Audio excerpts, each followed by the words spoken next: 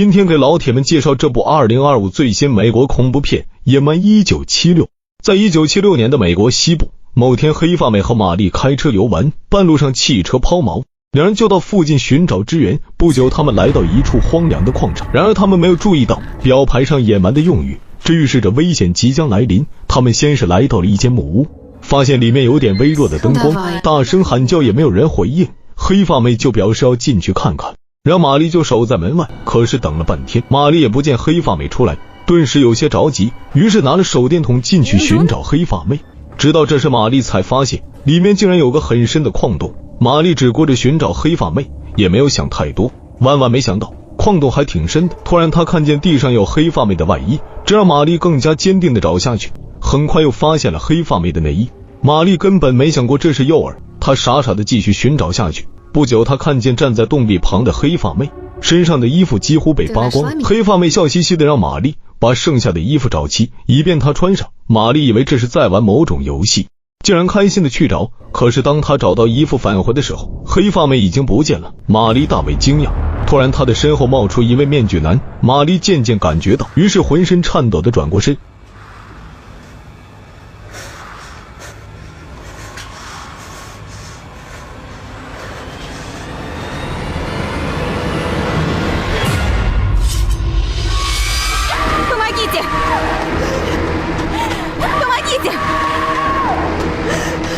我的妈呀，这也太吓人了！玛丽就在矿洞里乱窜，在一个十字路口，她停了下来，她迷路了。之后又有个面具男抱着黑发妹出现，玛丽看着嘴角流血的黑发妹，又惊又惧，只听见黑发妹叫她赶紧跑，玛丽撒丫子就逃。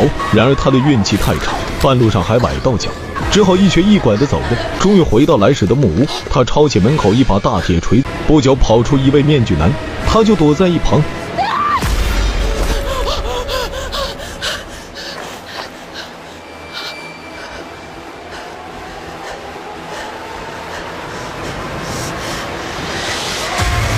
哎呀，玛丽也是狠人一个，这家伙活该被玛丽烧死。然而令玛丽意想不到的是，从矿洞里又跑出一位拿着电锯的面具人，玛丽被吓晕过去。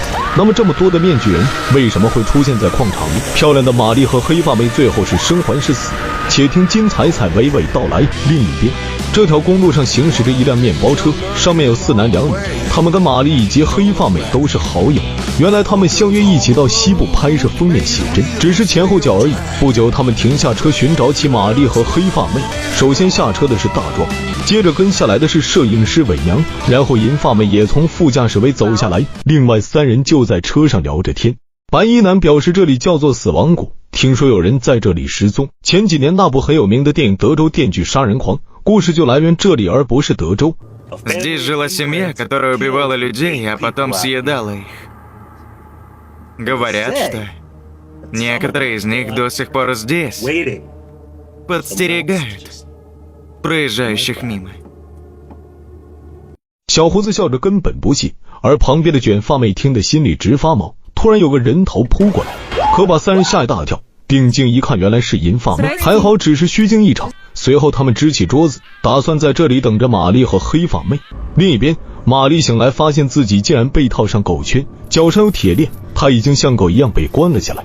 她大叫不已，可这有什么用呢？抓她的人嫌她很吵，播放起音乐。玛丽挣扎了1分钟，渐渐听见脚步声，她定睛一看，走下来的人穿着女士服装，脚踩高跟鞋。哎呀，他根本不是女人，而是个光头老男人。玛丽就质问他为什么要这样做，光头佬也不理他。接着玛丽就问黑发妹去哪，光头佬竟然当着玛丽的面涂抹口红，这让玛丽感到恶心。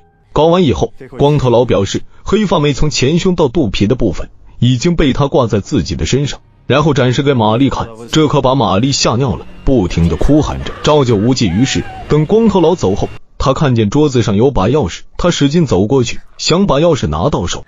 不久，大壮他们开车前行，很快他们来到了这个废弃的矿场。银发妹下来找了一圈，并没有发现黑发妹和玛丽，于是就上车告诉其他人取消这次拍摄计划。就在这时，玛丽用钥匙解开了部分狗链，挣扎的逃出来，看见那台面包车，于是就大声喊叫。然而事情就这么的巧，白衣男跟着唱起歌曲，同时把收音机的声音调到最大，车上的人纷纷笑了起来。外面玛丽的呼唤声，他们一点也没有听见。车子就这样离开矿场。玛丽失望的在那哭天喊地，可是她脚上还有铁链挂着，她根本走不远，很快光头佬扑了出来。Черт! Черт!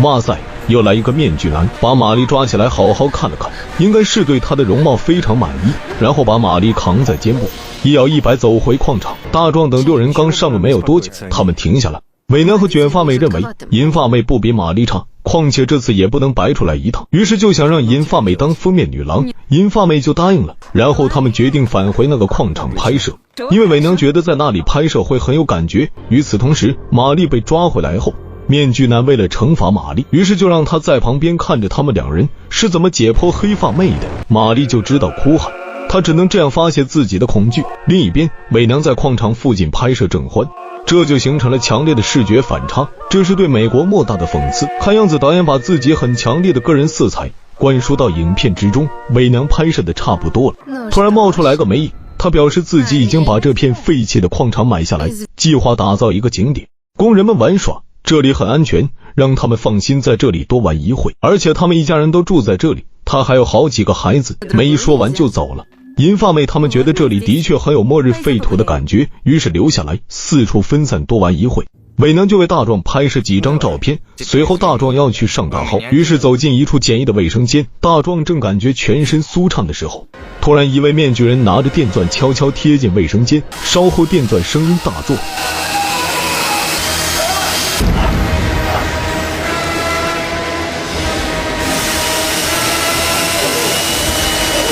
大壮就这样去领了盒饭。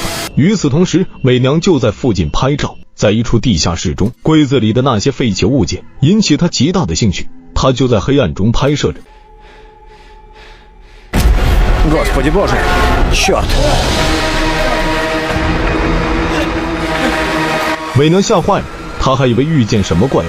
很快面具男追了出来，伪娘也不傻，躲在一堆货物下面，避开了面具男的追击。他好不容易缓了一口气。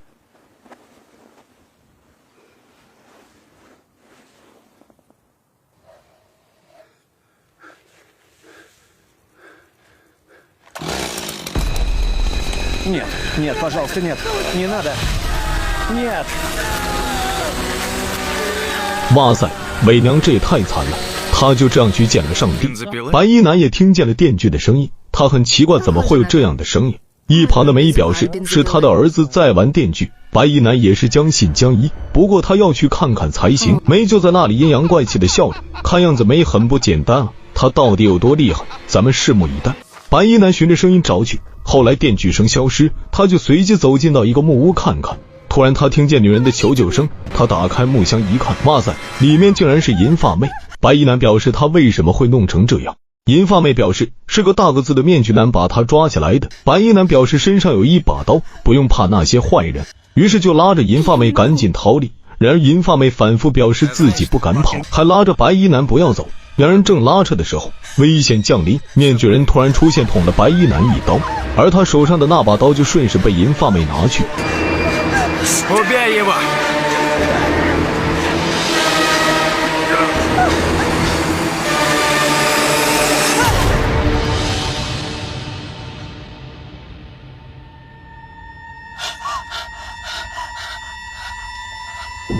万万没想到，银发妹竟然跟面具男是一伙的，白衣男死得太冤。另一边，卷发妹和小胡子来到了小教堂，小胡子就趁机向卷发妹表白，卷发妹早此一，那当然开心得很。就在这时，他们听见了电锯的声音，小胡子立即起身来到窗前，哎呀，吓得他魂飞魄散。只见大个子面具举着电锯就冲过来，他就让卷发妹躲起来。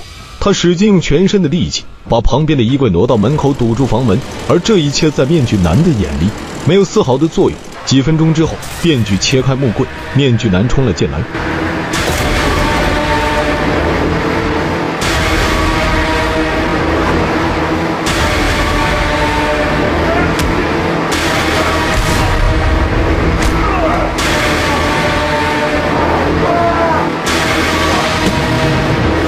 小胡子就这样被折磨致死，卷发妹看见了也是大气不敢出，否则她也要玩完。一切平静之后，卷发妹跑了出去，她到处求救，结果撞到另外一个面具人。一番猫捉老鼠游戏之后，黑妹被抓了起来，然后被带到梅姨的面前。哎呀，弄了半天，梅姨才是他们的老大，更确切的说，她是他们的教主。梅姨宣扬的就是一种末世精神，地球到处充满了仇恨。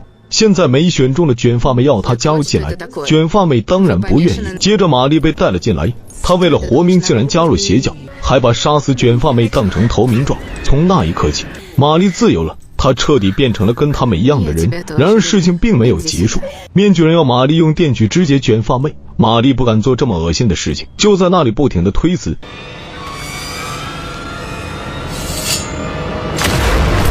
哇塞，面具人竟然被卷发妹砍掉脑袋，他还没有死，剩下一口气，接着一刀捅死了玛丽，然后摇摇晃晃走到小胡子的身旁倒了下来。